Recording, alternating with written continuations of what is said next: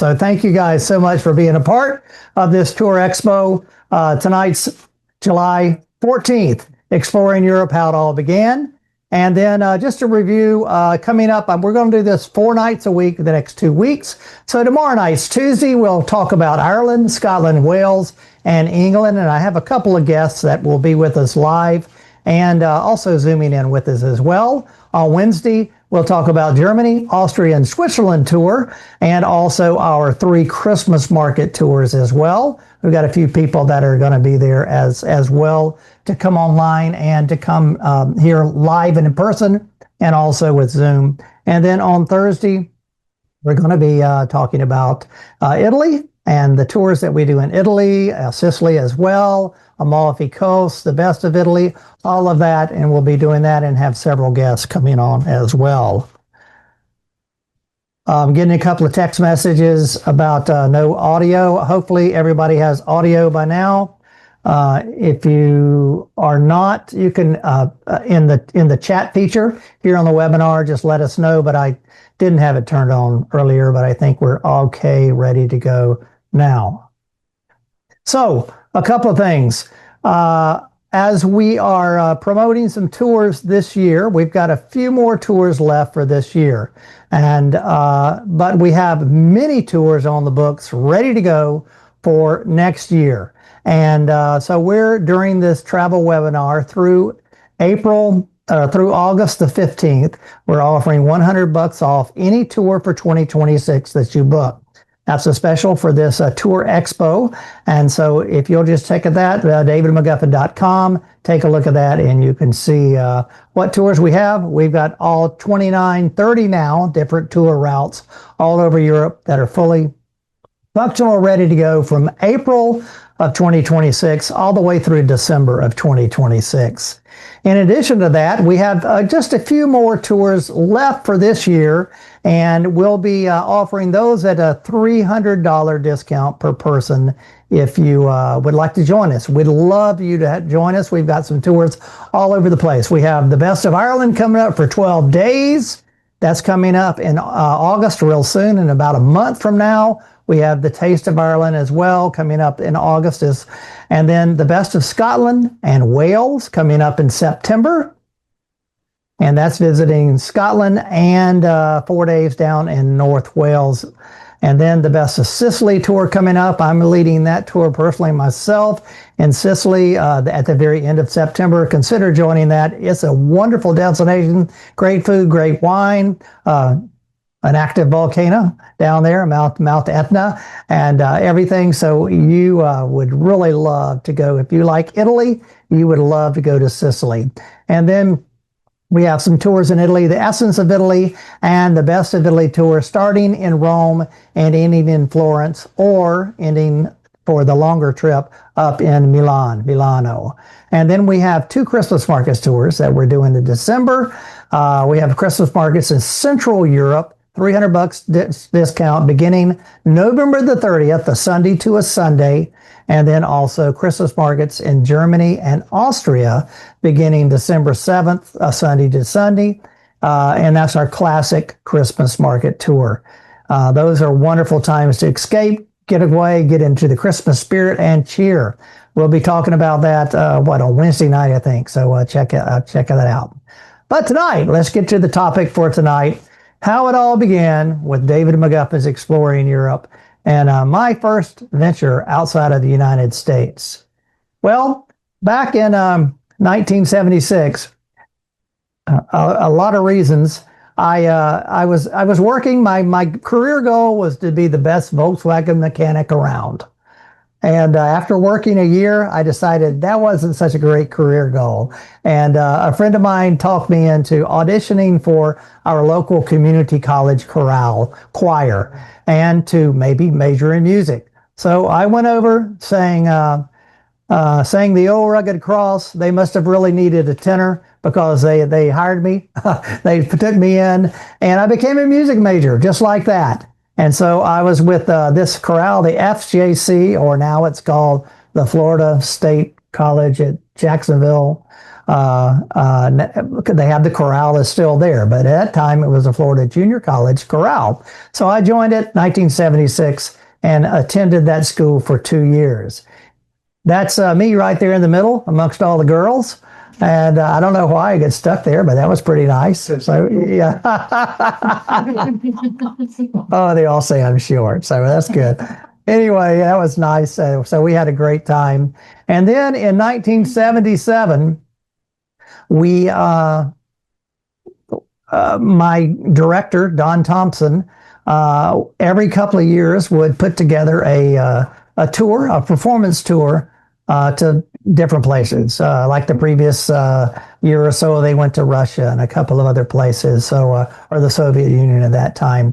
So this particular tour we put together was visiting Greece and Israel and a little bit of Palestine and also Italy. And so I signed on, worked. I was still working part-time as a Volkswagen mechanic, and it cost me $900 back in the day to go on this 3-week tour with my choir and all my friends. Pretty dang amazing. You can't even get an airline ticket for that to Atlanta nowadays for that cost. So there we are in Jacksonville. It looks like me and my corral buddies going over to I guess we're flying to New York. In the background is that choir singing. This is a spiritual called Ain't It That Good News? So we made it to JFK, and you can see that there were no boarding gates or anything. We were on the tarmac, and just like we do in Europe a lot of times nowadays, and we climbed up just like President Trump climbs up on Air Force One on steps outside. Well, we got all the way to Rome, and then we landed there, and this was, the days before 9/11 and all of that. So we got to Rome, we walked right out of the airport, we got on a bus, and we went to a little seaside village called Fiumicino, and we sat down and we had this lunch. Now, look at me. That's my friend Brian looking back at us. Doug is there in the background with his cigar grissini breadstick. Eva's there, and I'm over there on the side, hidden by Brian's head. And can you believe I'm in Italy and all we're having is 2 bottles of water?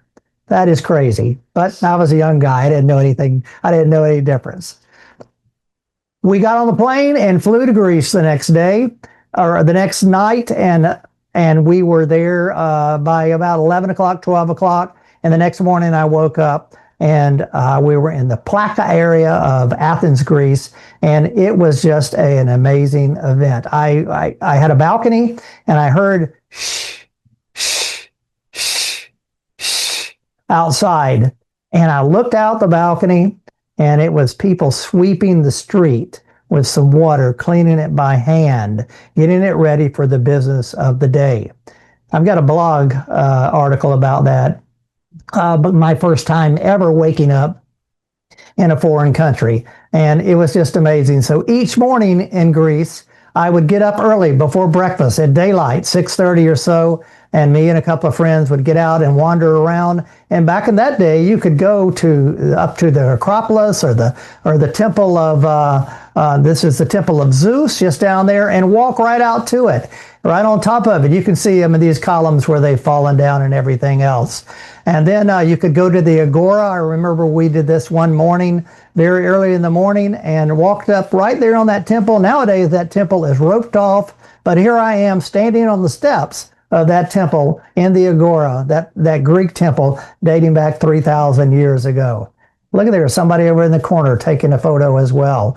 And so it's pretty dang amazing. This little church, this Byzantine church, is in the Plaka area of Athens, and it's still there. I included this photo just because of the cars. Look how old I can't believe 1977. Those were probably 1960 model cars or something. I don't know, but that's crazy. But nowadays, cars can't even get anywhere near that.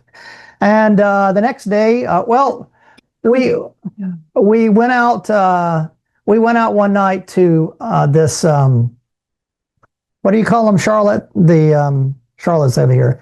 Tababna.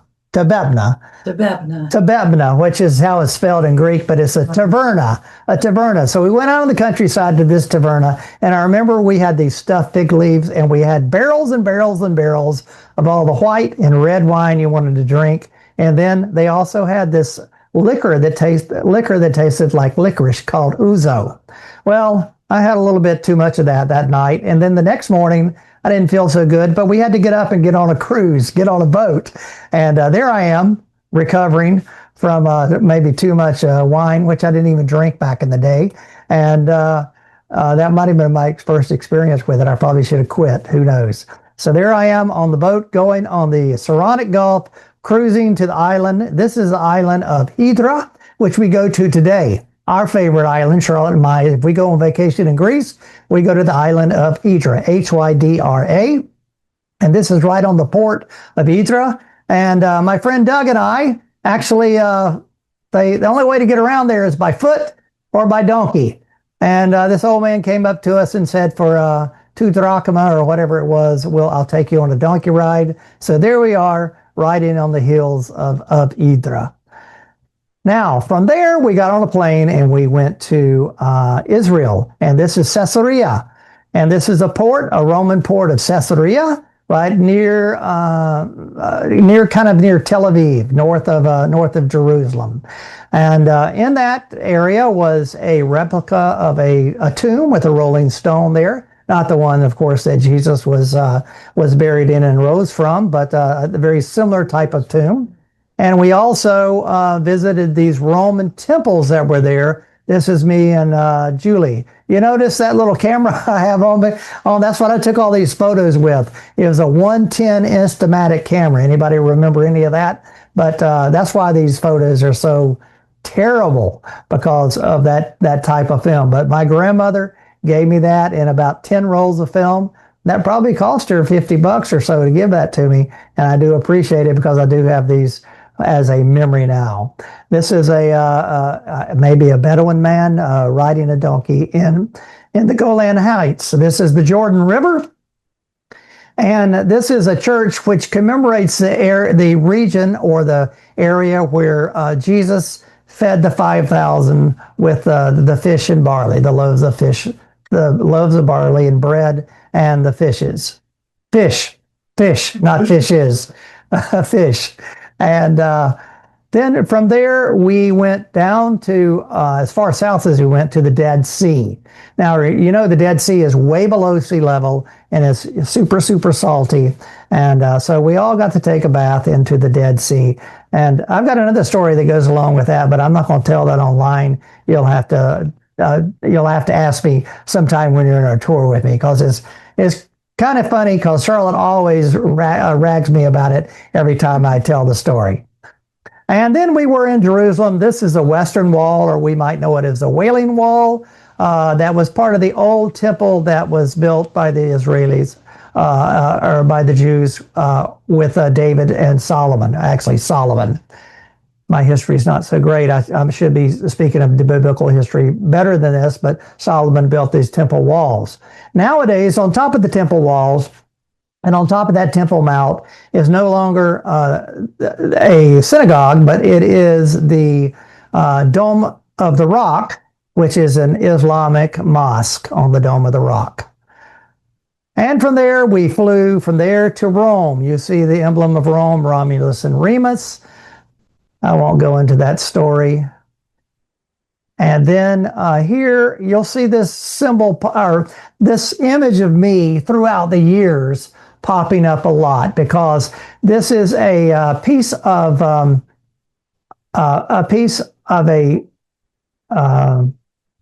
the hang on a minute. This is a piece of the statue that was in the Basilica of Constantine, a huge building in the ancient Roman Forum. And so you'll see I'll have that throughout the years. I go back to this same statue fingers that are there and take the same photo over and over again. This is the Pantheon. I got a photo of this. Remember 1977? There's people standing around there, but there's also a Volkswagen van back there. No vehicles are allowed at all in the Pantheon, in that whole area in the piazza any longer. From there, this is the Trevi Fountain. There's like 10 people on the Trevi Fountain. Nowadays you go and there's 500 all over the place. This is where you go and you throw with your right hand over your left shoulder. You would throw a coin in there, and they collect 25,000 euro a week with the money and give it to a food bank. It's pretty good commission made there on the Trevi Fountain. And from there, we go up to Florence. This is Michelangelo's Duomo. This is Brunelleschi's dome on top of the big cathedral called the Santa Maria del Fiori, St. Mary of the Flowers. This is taken from up top called the Piazzale Michelangelo, a beautiful place to go up and have an overview of all of Florence. And of course, you get to see Michelangelo's statue of David there. That's back in 1977. He was a little thinner there, and nowadays he's a little more chubby. Oh, that's this David I'm talking about, not Michelangelo's David. And from there we went to Assisi, and in Assisi is famous for these frescoes down there by the famous pre-Renaissance artist named Giotto. And then maybe you can tell we're in Venice. This gondolier back there is dressed in the old attire. Nowadays they wear a striped shirt, but now the gondoliers wear in the old attire, and that's again, that's the same guy, Brian and Doug and Eva and Pam and me on the gondola ride. Nowadays it costs 55, 60 euro to ride it for a 30-minute ride. I know we couldn't have paid that much back in the day for that, but it was a wonderful experience.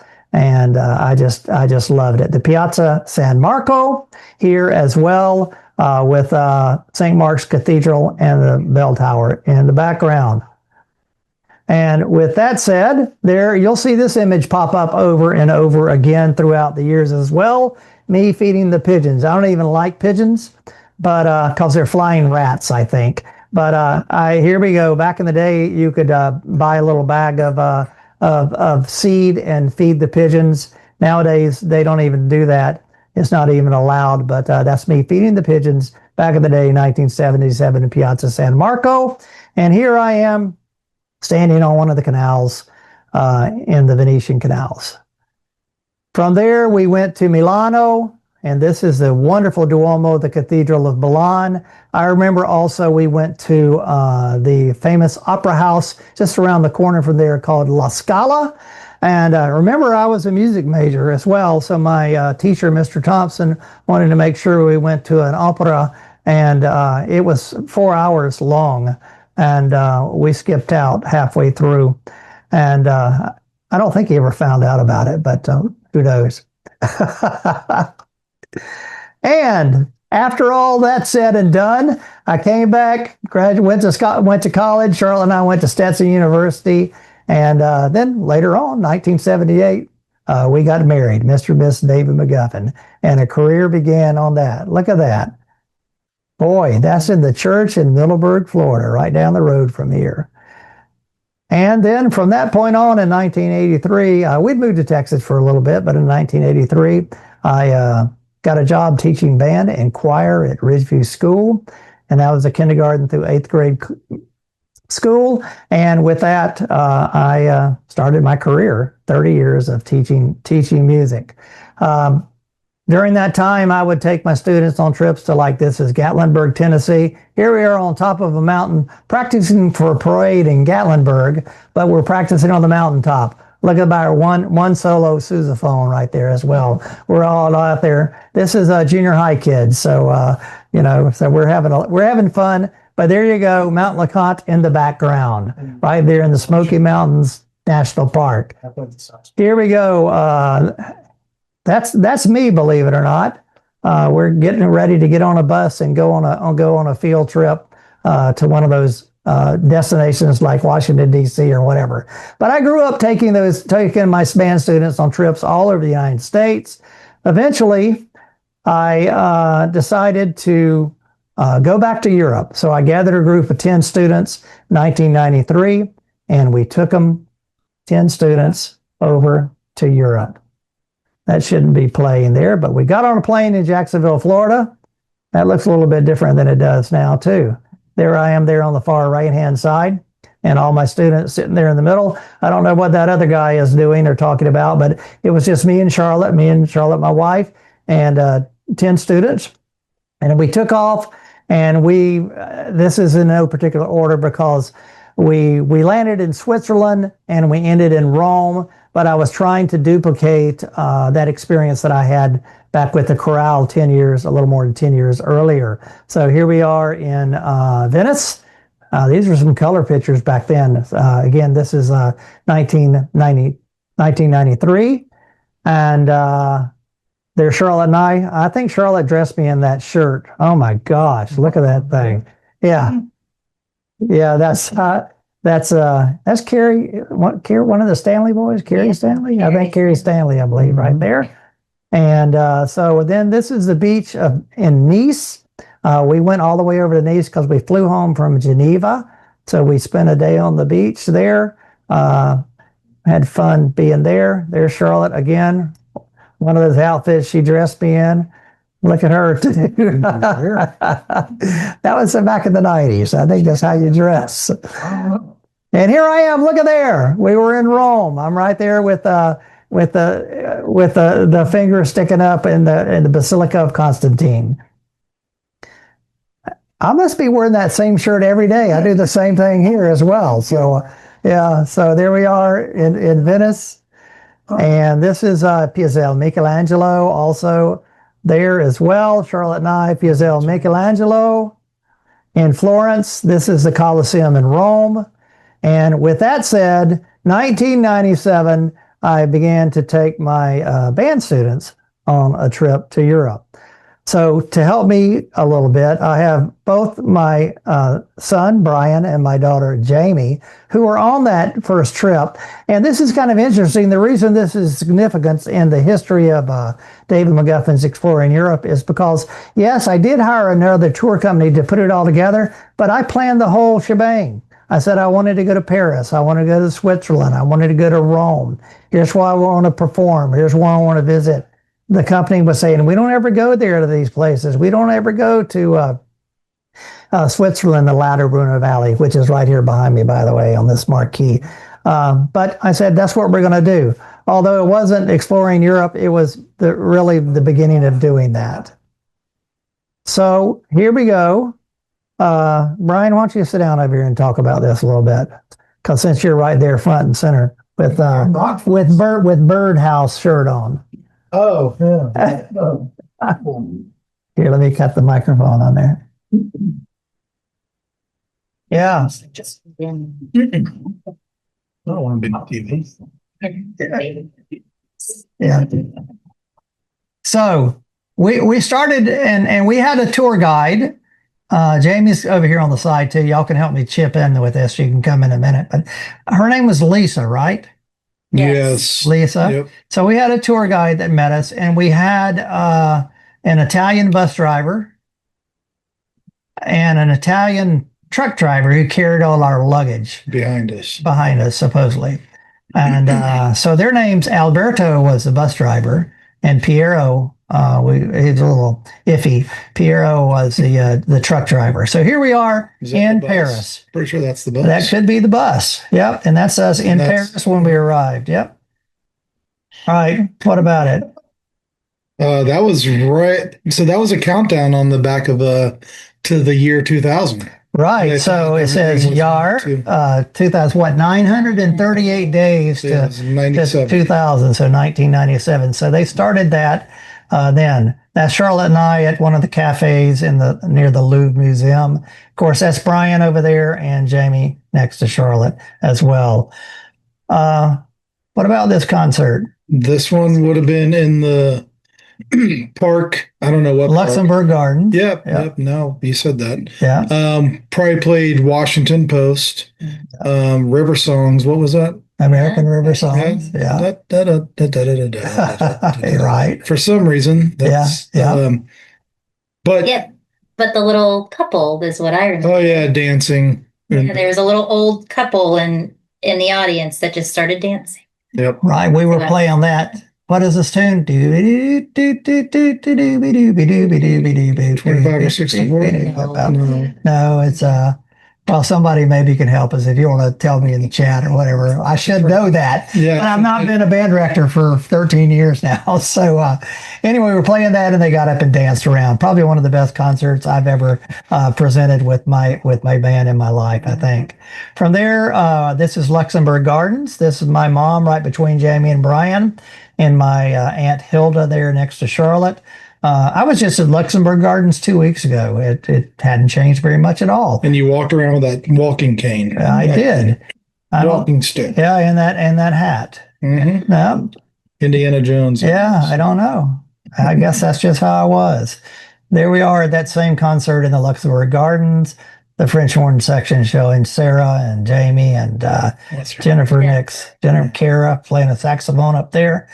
You know, I had a lot of students, and I think I can remember most of them. As a matter of fact, just a couple of weeks ago, I was in Versailles Palace, and I hear somebody saying, David McGuffin, David McGuffin. And I looked around, and it was a guy named Randy, a trumpet player in my band 10, 15 years ago.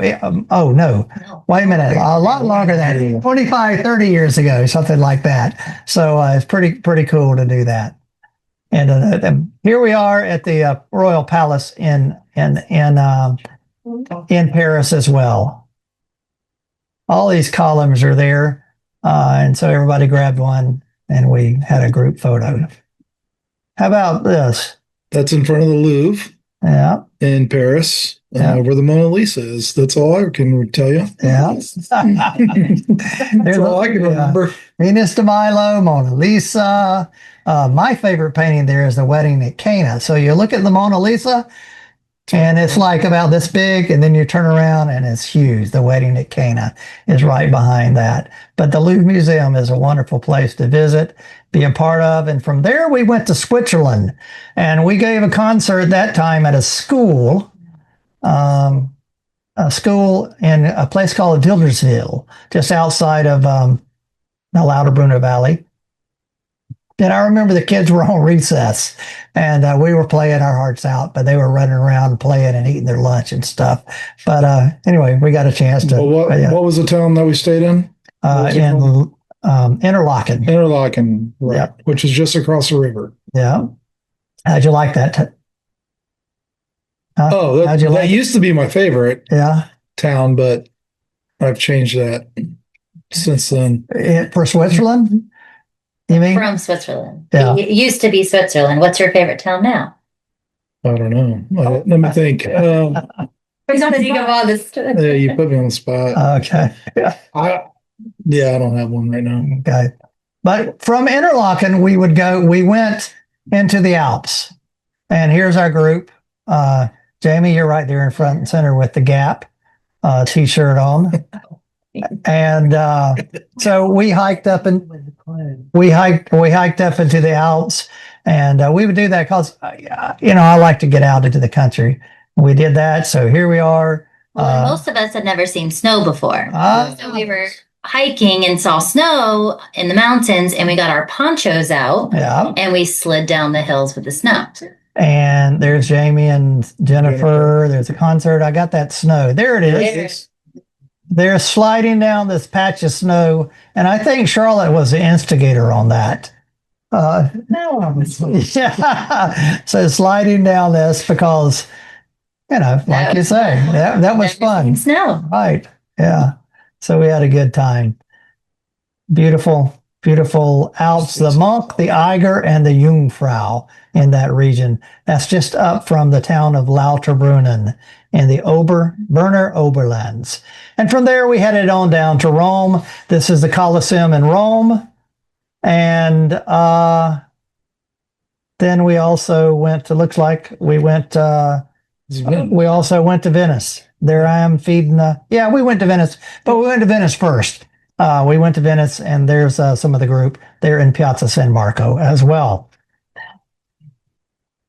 From the start of that, now. This is This is 2002. This is the beginning of Europe. Okay, so Brian's going to help us with this one because this is the beginning of David McGuffin's Exploring Europe. So 2002, Brian graduated in 2002.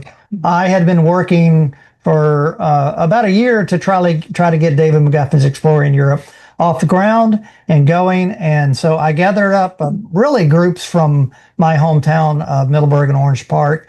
And so we had 2 different tours back to back, and we were gone probably close to a month, I would think, all said and done. But this is a group. Brian flew with myself and these other kids over to Munich. And there were some adults on this tour as well. We flew to Munich and we did a tour that kind of went Munich, Salzburg, Vienna, and following. So, Brian, tell us a little bit about that. So, I do remember that. I think I took this picture. Yeah. Because it was your first trip that year. One thing I can tell you from this trip compared to the EF tour trips was we didn't stay in crappy hotels any longer. We stayed in much nicer places. Dinner was so much better than when we were going on the EF tours. We would go to dinner and we would it was an insult to not eat the food. So my dad would tell us, you guys have to eat this food. It's an insult if you don't. So we would take the bread and shove our food inside of the bread and then close it up to make it look like we ate it because we didn't want to insult the families that were cooking for us on these EF tours. So when we got on these, it was so much better. Rooms were much larger. You actually had a bathroom that you didn't shower, brush your teeth, and wash your face all in the same sink. And so it was a much better trip that year. I remember it being pretty good. So this is Salzburg. This is, I guess, the whole group. So so there's a good mix of adults and students as well. Most of those kids are Brian's age or a year younger or so. And that's the fortress there in Salzburg. And from that, we, I don't know why Brian's holding a bottle of wine, but that's in the Cinque Terre. In the Cinque Terre, okay, the Cinque Terre. Oh, I see the glass window there. Yep. And Nicole and Sally contemplating a journal entry, I guess. This is Natalie and Katie at the Melk Abbey.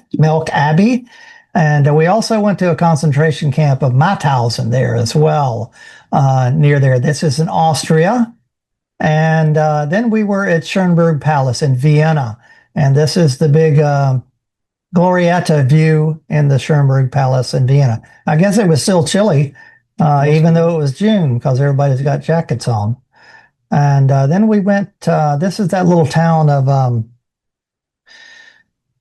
Hallstatt. So we went south of Salzburg to Hallstatt.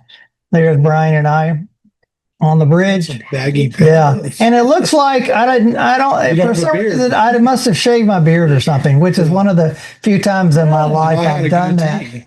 Yeah. Brian has a goatee and a mustache. There we go. That's Hallstatt as well. Yep. Hallstatt. Yep. Not much from what it is. Yeah. Right. Yeah. Look the same. And then we went to my friend's Herman's place out in the countryside. This is a beautiful place in the Tyrol region of Austria. It's just a little bit south of Neuschwanstein, Castle Neuschwanstein. We were there. We went to Neuschwanstein Castle. And then on this trip too, we made a return to the Alps, but it was David McGuffin's visit to the Alps. So we stayed in the same place we stayed in Interlaken, but we spent a lot more time. And here we went up to the Schilthorn. This is called the top of Europe, and where one of the James Bond films was filmed. And we were there. So Natalie and Katie on the Schilthorn. Me and Brian there looking back toward the Monk and the Eiger. And I don't know what all these blanks are. I guess I didn't edit enough. I'm zipping through there. And from that, we ended down in Rome. And I don't know if we went to anywhere else or not, but we went to Rome, and that tour kind of ended. We were there for like a day or two. We went to the Cinque Terre with this. Yeah, we did. Yeah, so that must be what this blank for. I didn't have the Cinque Terre on there, but we went there. But then what happened with that was Brian went home, and that group went home, and another group came, which was led by a friend of mine who's a French teacher, Holly Fachette. And Holly joined in and brought some of her French students. And Jamie, you had already graduated from high school then. You were in college then. So, but you're right here. So why don't you sit over here and talk a little bit about this segment of it. Thank you guys for sticking with us on reminiscing all of this stuff. So right there on the marquee as you see us hiking in Chamonix. So here we go. I think we started in Rome, right? I think so. And then we went to Cinque Terre, and I haven't even shown a picture of the Cinque Terre yet, but this is my first trip. And you saw that big bus we had. Our friend Peter, who became is a lifelong friend of ours, drove this 56 passenger bus down into the Cinque Terre. And this was the first time it was with the tour that Brian was on, the 2 weeks previous to this.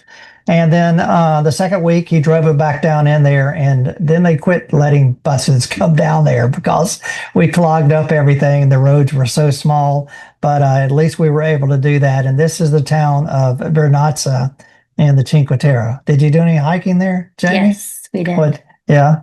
We hiked all the way to the end. Okay. And I think we took the train back. Yeah. So hiking back in the day all the way to the end is something you can't even do now because of in the last few years, mudslides have kind of closed the trails. But you could hike from there's 5 villages in the Cinque Terre that look very similar to this, and you can hike one trail to the next, to the next, to the next, and do that. If you do it in a day, that's pretty energetic to take that. The last part of the trail going from going to Rio Maggiore. What's the village before that, Charlotte? Manarola to Rio Maggiore. It's called the Pathway of Love, the Via dell'Amore, and that is. So we were there sometime this year, and it is open. The Via dell'Amore is open, but they're limiting the amount of people, so you have to buy a ticket to go on this little segment of the trail. So it's not like it used to be where you could hike the whole thing, but it is worthwhile to go to this region of the Cinque Terre. This is in Aix-en-Provence, Jamie. So we stayed there. So we left there, went to Aix-en-Provence. We were just there a night, and I remember we had dinner there. And that's not even your group, so I don't know why that's there. But then from there, we went to Chamonix, to the Alps. Do you remember that? Yeah, a little bit. Yeah. So this is Arnaldo and Louis Cologne right here. They were on the trip. Yeah. And they did both of those trips. So they spent a month with me in Europe. And here's that picture of me leading the folks up the Alps in Chamonix, Jamie and Steve and Sarah, not Sarah Schuler. Yeah, I think it's Sarah Schuler, yeah. And the rest of us back there hiking up into the Alps. And this is Louis Cologne and Carl at Aiguille de Midi, way up top, right down below them is Chamonix. And from there, we went to Burgundy. We went to Beaune in Burgundy. Remember, Jamie, the dining experience we had? Do you remember that? We went to the cave and had escargot for lunch one day. Okay. Right. Just the 2 of us. Yeah. And that Burgundy is famous for the wine that comes from there, mostly white wine and these snails and beef Bourgogne. And coq de vin are the main meals that originated in Burgundy. From there, we went to the Loire Valley. This is the castle of Chenonceau. Do you remember going there? No. You don't remember going there? I don't either on that trip, but you do remember this. So this is way out on the coast of France called Mont Saint-Michel. So the Abbey Mount of Mont Saint-Michel. And you can see this is a recent picture just a few weeks ago. And I took this because I knew Jamie was going to be here talking tonight, because I wanted to show you that the island is surrounded by water. But there's times at low tide that the island does not have any water on it and around it. So you can look in the far right-hand corner, you can see that there's people walking on the sand down there. So tell us your story, Jamie. I call it Stranded on the Mud Flats. Tell us your story. Well, there was a few girls on the trip that wanted to go down there. So I was like, sure, well, let's go explore. So we all went. And we just were walking and just walked far away, just exploring. Mile. Yeah, probably. I don't remember.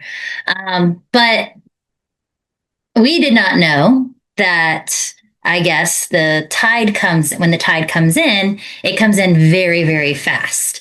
So if you're close enough, like probably where those people are in the sand, you would hear the sirens going off and things like that to let you know to come back to land. Well, we did not hear them. All of a sudden we saw groups, kind of walking back to land. So we're like, well, maybe we should go. So we start walking back, and all of a sudden there's a helicopter coming down, and we're in a foreign country. We don't know what they're saying. So we're like, let's just go. Let's keep going. I'm not going on a helicopter with these people I don't know. So we just started walking back to land, and the helicopter just keeps following us and landing down, and a guy gets out finally and comes over to us, and it's like, you got to get off of here, like the water is coming in. And we're like, we had no idea. So we finally made it back to land, and Dad is having a cow that I was out there, and I was like, well, it was fine, there's no water, like it's all good. So anyway, then he told us that we almost drowned in the water, I guess. So. And because the waves come crashing up against the walls of the castle when it finally gets there. And there we are afterwards. This is before. No, it's after. Yeah, look, there's no water in the background. This is before you took off. Oh, okay. Okay. And from there we went to Paris. This is a recent picture. I just took it last week, and I thought it was great. This is on the Seine River in Paris. We were cruising there, but we also went up into the Eiffel Tower, going up there with the fantastic views, looking to the west for sunsets. We did that. You remember going up there? Yep. I remember Brian being afraid to go up to the Eiffel Tower, right? Yeah. Yes, he was always when he was small, back in the day. Afraid of heights. Yeah. Yeah. So, but we were up at the very top. And we ate. We got a little picnic. We always do the picnic and ate down in on the Champ de Mars. Yeah. Right? Before we go up there. Yeah, we always have fun doing that. And even when I was there just a couple of weeks ago, there was probably 1,000 people there picnicking. And nowadays, the Eiffel Tower twinkles. I think I've got this. Let's see if there it goes. I just got this going last week. It twinkles on the hour. This is 11 o'clock. I made these people stay up so they could see this at 11 o'clock. They were not very happy with me until it started twinkling, and then they loved it and said, I'm glad you made us stay there and watch the Eiffel Tower twinkle. And that's that. So now it's Jen's turn. Jen is... She was in 2005. This is the last segment of this whole program here. 2005. I had taken my band for quite a few times on trips to Europe, but this one in 2005, we decided to do the St. Patrick's Day Parade in Dublin. And Ridgeview by that time, or Ridgeview was a high school at that time and well established, 5 or 6 or 7 years into it. So Jen actually, she and I worked together. Along with Jamie does too, as well. And so Jen handles a lot of the social media and stuff. So thank you for being a part of that. And she's contributed with some of this, the photos as well. So what do you? The chat is disabled, by the way. Okay. So I don't know if you want to. So the chat's disabled. I don't know why. So if you, I don't know why that is. Maybe we'll clear that up by tomorrow night. when we learn more about webinars. But if you want to text me, which I've gotten several texts from people, I'll let Jamie respond to them as well about a couple of things or comments and whatnot. She can respond on the text. But anyway, Jen, tell us about the lead up to this whole shebang. What do you think?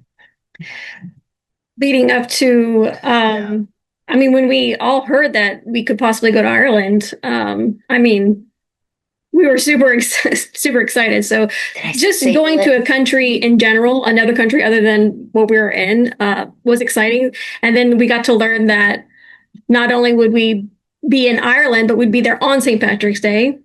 Not only that, but we would be in the St. Patrick's Day parade. That was just, for me, like, doesn't get any better than that. Like, that's really cool.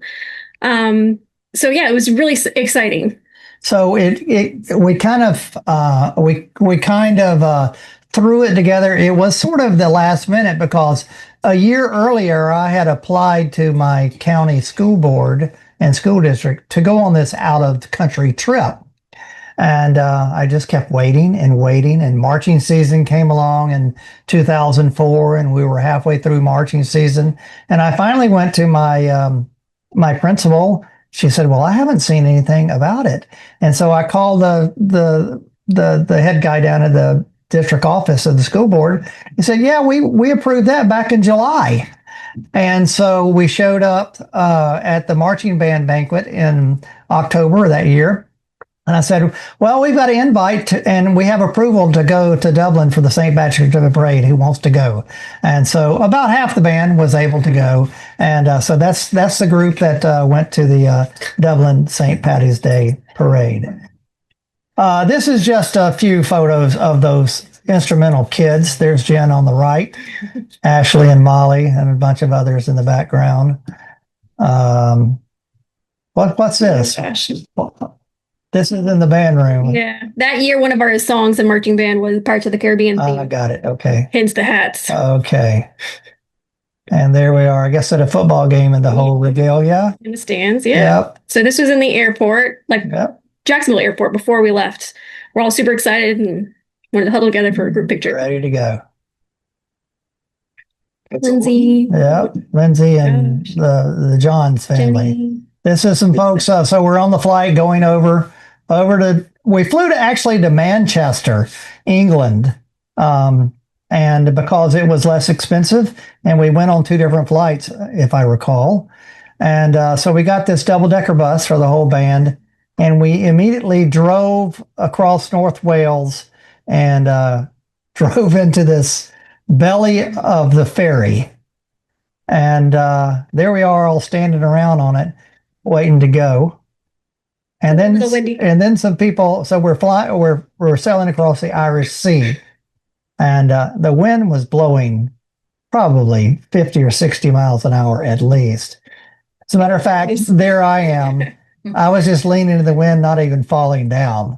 It was blowing so hard, and so we got across to Dublin, and we ended up staying south of town in this place that doesn't even exist anymore. The town called Wicklow, but this marine house was a hostel, and I was able to rent the whole thing out. How'd you like staying there, Jen? I didn't know what a hostel was. Okay. So it was my first experience. Yeah. It was fun. We were in a room with 4, 5, maybe 6 beds. So I don't know, 10 or 12 of us in one room. It was a lot of fun. There may or may not have been some pranks pulled. I don't know if there's any pictures of that, but yeah, we had some fun with some flour. We and then we cleaned it up. Yeah, the flower photos coming up. Okay. So this is how we ate our meals. But we went to the grocery store. We were trying to save money on this trip. Went to the grocery store, so we communal. And some of the parents helped cook spaghetti. That looks like spaghetti, a nice Irish meal, and so we had that. And then we got then the day before St. Patty's Day, we went downtown to Dublin, and these are some group photos of some of the folks on the River Liffey on the Temple Bar area. So these are some of the kids younger kids that were younger than you, right? They were, and then on the left-hand side is Molly O'Shaughnessy at the day with Molly Malone statue there in the background. And yeah, two Mollys. And over here is me and Ashley and the Molly again, and some other folks as well on Grafton Street in Dublin, the Halfpenny Bridge. Now, y'all were doing some sort of a thing where they were filming you, right, Jen? Weren't they doing a filming or not? Somebody from the Dublin parade? Yes, you told me about that. I remember there being a camera crew, but I couldn't remember what they were there for. I thought maybe these people were part of the ones they were shadowing. But that picture there was the boys gave us flowers, trying to be sweet. Okay. We ended up wilting. Oh, okay, got it. And this is me next to this lady was on Grafton Street, and she was shouting, "Shamrocks! Shamrocks! Shamrocks!" And you'd go up and buy shamrocks from her, and she would just say, "Thank you very much." And so I got a photo with her and bought some shamrocks. I don't know what I did with them. And then this was some sort of a luminaria area along the River Liffey as well. Halfpenny Bridge right across the Liffey River, and Grafton Street. This is right behind the General Post Office, that street there. And then we finally got to the parade on the 17th of March. And describe the experience on that, Jen, that whole... It was cold. Cold, eh? It doesn't look like it, yeah. Being cold. Just super excited, really. Just I kept turning to my friends, and I both just kept looking at each other saying, "Do you know where we're at right now? Do you know what we're doing?" And I'll come to in a moment. You can see some of the images of the band marching. I've done probably 10 or 12 bands since then I've taken to the Dublin St. Patrick's Day Parade, but there's nothing like it. It's pretty amazing to be a part of that. There's 500,000 people that show up in Dublin on that day to perform. Here we are, we're marching down to St. Patrick's Cathedral down the street there. The parade is about 3 miles. Okay. It's about 3 miles. So you start at the top of O'Connell Street, and you venture all the way down to the mall area, and then here we are at at St. Patrick Cathedral, and it's just a little bit beyond there where we dispersed. And then after that, we went back to Wicklow, which is the town we were staying at, and they were going to have a St. Patrick's Day parade, but they were waiting to start the parade until we showed up. Did you know that? I don't remember that. Oh, yeah, they did. So we showed up. There's our bus behind us or something, and so we all piled out of the bus and did a parade for them in Wicklow as well. At the parade in Dublin, I had this video camera. I tried to dig it out, but I couldn't get it to run today. I couldn't figure out how to get video going on it, but I found a tape. So that's me doing the video on that. And this is some of the crowds on the St. Patrick's Day Parade in Dublin. As I was walking along, I could walk with the band. So they were playing, of course, and I was just taking photos of these kids. It'd be interesting, I think, to nowadays, that's 2005, if any of these kids were watching this thing and say, "Oh man, I'm an adult now. Look at me. Look at that little kid there on the left-hand side." I think that's a great composition right there. And they were all shouting, "Cockles and mussels," or something. Aaron go bra. What? And then one of the most exciting places that we go to is the Wicklow Mountains. And can you tell us about this? Do you remember, Jen? I remember just by looking at the photos. I remember the river, and there was a rocky areas. I remember going out, seeing how far a group of us could go, and we took pictures and stuff. Just exploring and walking around and taking fun pictures. So we went out into the countryside and went to this ancient monastic site called Glendalough here. Yes, yep. And St. Kevin established that in 700 AD. and was one of the early missionaries after St. Patrick, who arrived 432. And he set up this monastic settlement, and we all got a picnic. And this is some of the adults, I guess, sitting around eating our picnic and enjoying it. And these are some scenes of the monastic site of Glendalough there. And look at that. Where'd that come from? And from that point, this is a flower thing. I don't remember what happened, but y'all got carried away with a flower fight or something in your dorm room. Yeah, one of the girls had asthma too, so and the whole room was filled with white powder. But it was all in good fun. We did clean up our mess at the end. And from there, we went back on the ferry across the North Wales, and we went to this town of Conwy. This is a castle built by King Edward II in the 1200s. And so there's about 6 or 7 castles in this style around the area. We visited this area. Again, this is called Conwy, North Wales. And from there, we flew back home. And that's how it all began with David McGuffin's Exploring Europe, and how I got to do what I'm doing now. I'm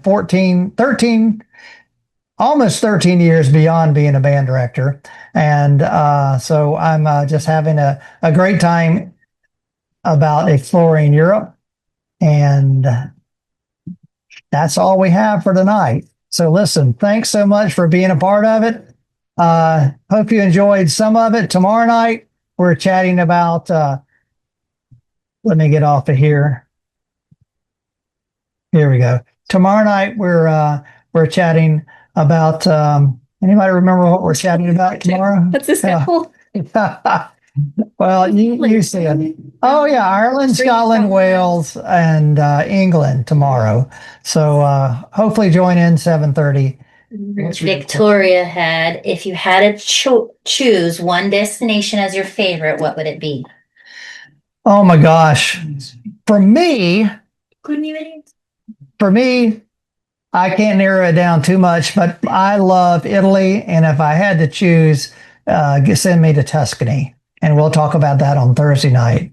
How about you, Jen? You've not only been on that tour to Ireland, but you've done 2 others, right? I've been on three of your tours. Italy is my favorite too. Cinque Terre was awesome. I love Venice. Italy's up there for me. Yep. Jamie, what about you? I would say Italy for sure. And I love Switzerland. Okay, that's great. I do too. But I also love all the Christmas market tours too. Yep. So in Germany and Austria. So hard to narrow down. My favorite, so I don't know why I didn't say this earlier, but Cinque Terre is probably my favorite now over Interlaken. And second would be Marcampo, the Villa tour, right? Yeah, the Villa tour. Yeah. So there were questions coming in here. Maybe they were locked on, but so Philip Jones said Ouzo is rough. Yeah, I guarantee you with that. Victoria said if I had to choose. Michael Murphy, thank you for joining in. Phil, thank you for joining in. And with that said, Miss Johnson said, do we have to register every night? Gloria Johnson, you have to register every night. If you, you have to register in order to participate in the webinar. And with each registration, it also entitles you to an entry to win a free trip next year to a Tuscan villa vacation. So every time you register, you got an entry. Yeah. Right behind you. So that's right there. Yeah, that's it. Marcampo, where we go. Okay. With that said, thank you guys for joining in, and we'll catch you tomorrow night. Bye-bye. Bye.